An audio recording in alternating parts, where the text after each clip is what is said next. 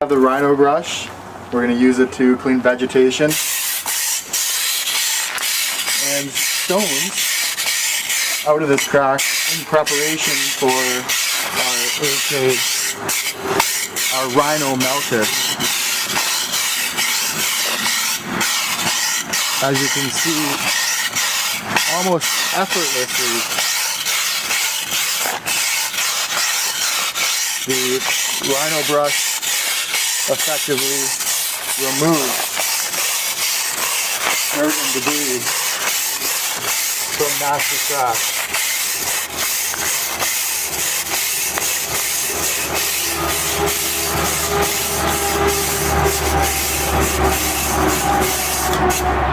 And for cracks that are extra deep or that have loose pieces of asphalt,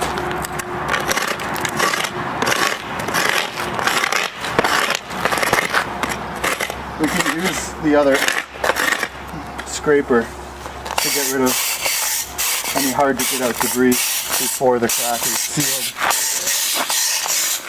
Now just blow off and go.